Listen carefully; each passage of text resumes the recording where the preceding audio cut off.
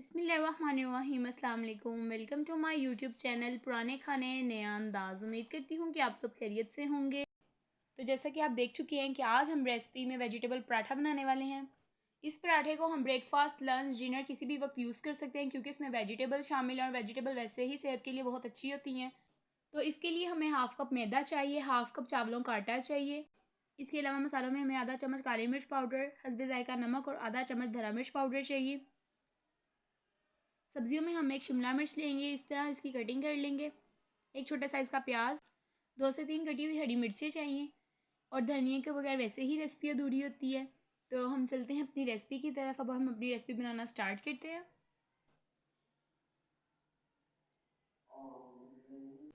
यहाँ पे हम एक बड़े साइज़ का बाउल लेंगे और 1 बाय 1 इसमें चीज़ें ऐड करते जाएंगे।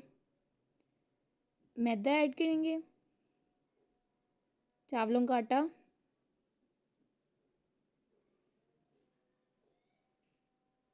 सब्जियों में हम धनिया ऐड करेंगे, शिमला मिर्च,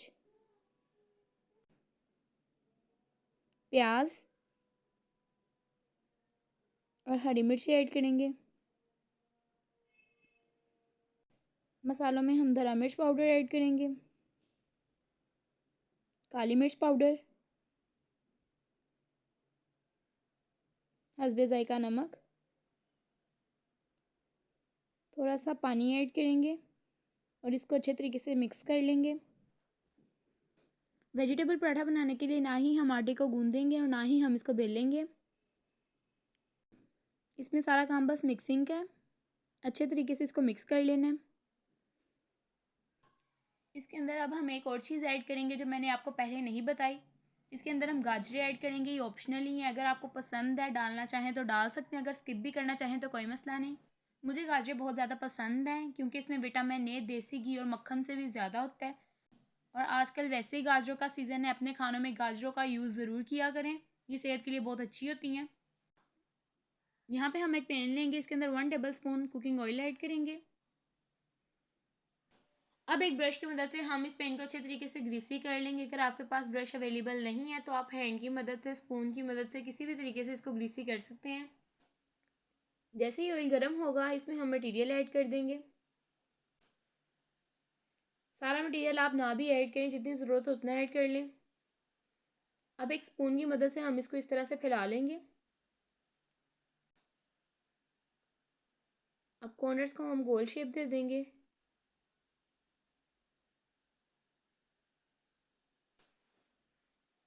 साथ साथ चेक करते रहा करें ताकि हमारा पराठा ओवर कुक ना हो जाए।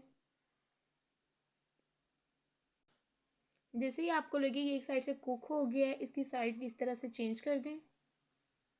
अब हम दूसरी साइड से इसको अच्छे तरीके से कुक कर लेंगे।